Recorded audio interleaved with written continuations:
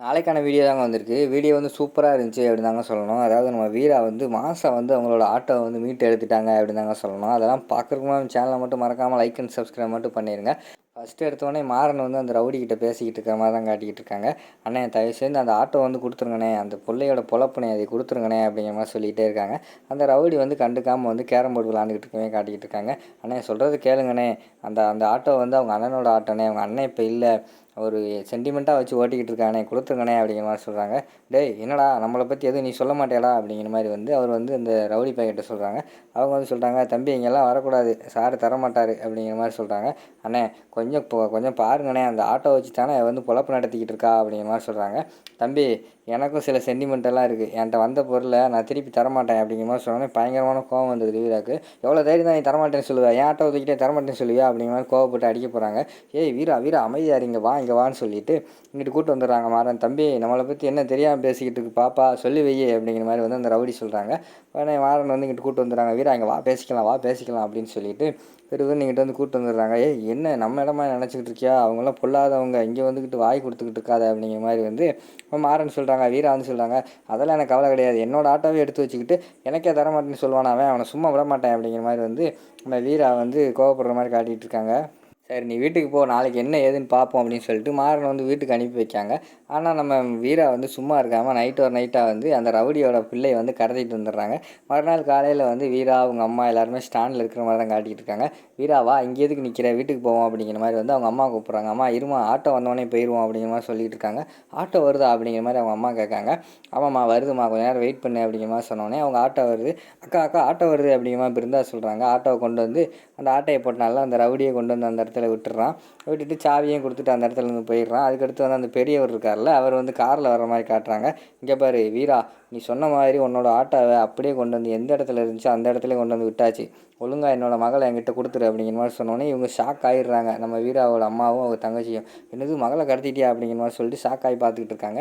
அங்கிட்டு இருந்து, "அண்ணே அவங்க பிள்ளைய வர சொல்லுங்கண்ணே" அப்படிங்கிற மாதிரி சொன்னோடனே உள்ளேருந்து அந்த ஒரு ஆட்டோக்காரன் வந்து ஆட்டோலேருந்து அந்த அந்த ரவுடியோட பிள்ளையை கூப்பிட்டு வராங்க. கூப்பிட்டு வந்தவொடனேயும் அந்த பிள்ளை டேரெக்டாக வந்து வீரா கிட்ட வந்துடுது. வீரா சொல்லி அனுப்புகிறாங்க, "போம்மா அப்பா கிட்ட போ, அப்பா வந்து அம்மா கிட்ட கூப்பிட்டு போவாங்க" அப்படிங்கிற மாதிரி சொன்னோடனே சரின்னு சொல்லிட்டு அந்த பிள்ளை போயிடுது.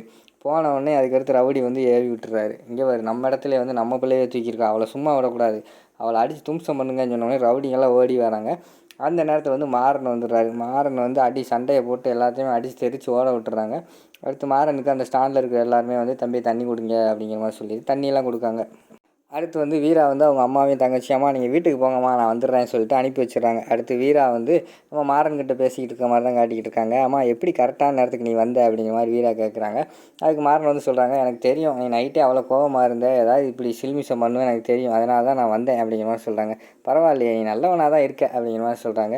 "அப்படியா, நல்லவனா" அப்படிங்கிற மாதிரி சொல்லி நம்ம மாறன் கேட்குறாங்க. "ஆமாம், என்னை பொறுத்த வரைக்கும் நீ நல்லவன், ஆனால் மற்றவங்க கண்ணுக்கு தான் நீ வந்து கெட்டவனாக தெரியல, அதான் ஏன்னு தெரியலை" அப்படிங்கிற மாதிரி சொல்லி பேசிக்கிட்டு இருக்கிற மாதிரி காட்டிக்கிட்டு இருக்காங்க.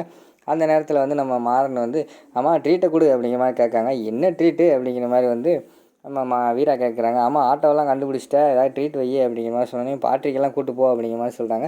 "சரி வா, வீட்டில் வந்து உனக்கு டீ வேணால் போட்டு தரேன், பார்ட்டியெல்லாம் நமக்கு செட் ஆகாது, உனக்கு ஒரு டீ வேணால் போட்டு தரேன்" அப்படிங்கிற மாதிரி சொல்கிறாங்க.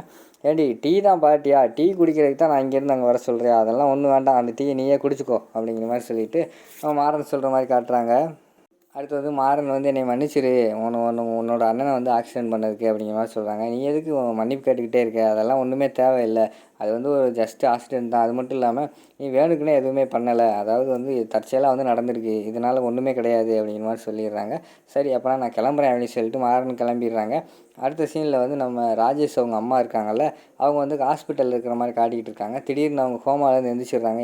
"என்னை எது காப்பாற்றுனீங்க டாக்டர்" அப்படின்னு சொல்லிட்டு டாக்டர்கிட்ட வந்து சண்டை போடுற மாதிரி காட்டுறாங்க. உடனே வந்து நம்ம டாக்டர் வந்து சொல்கிறாங்க, "அம்மா உங்களை காப்பாற்ற சொன்னது அந்த பொண்ணு தான், கண்மணின்னு ஒரு பொண்ணு தான் உங்களை வந்து டெய்லி பார்த்துட்டு போய்கிட்டு இருந்துச்சு" அப்படிங்கிற மாதிரி சொல்லிகிட்டு இருக்காங்க. "கண்மணியா, அவள் எதுக்கு வந்தா, அவளுக்கு தான் கல்யாணம் முடிஞ்சு, அவள் எப்படி வந்திருப்பா" அப்படிங்கிற மாதிரி வந்து அந்த ராஜேஷ் அம்மா வந்து ஷாக் ஆகிட்டு இருக்கிற மாதிரி காட்டுறாங்க. அந்த நேரத்தில் வந்து நம்ம கண்மணி வந்து என்ட்ரி கொடுக்காங்க. "அதான் கண்மணியாக வந்துட்டாங்க, அந்த அம்மா தான் உங்களை இவ்வளோ நாளாக பொறுப்பாக பார்த்துக்கிட்டு இருந்தாங்கம்மா" அப்படிங்கிற மாதிரி சொல்கிறாங்க. சரின்னு சொல்லிட்டு கண்மணி வந்து பக்கத்தில் வந்துட்டு, "அத்தை எப்படி இருக்குங்க அத்தை" அப்படிங்கிற மாதிரி வந்து ராஜேஷோட அம்மாட்ட கேட்குற மாதிரி காட்டுறாங்க. அவங்க அம்மா அப்படியே திருன்னு முழிச்சுக்கிட்டு இருக்கிற மாதிரி காட்டிக்கிட்டு இருக்காங்க. அதோட பார்த்தீங்கன்னா இந்த எபிசோடை வந்து முடிச்சிடுறாங்க.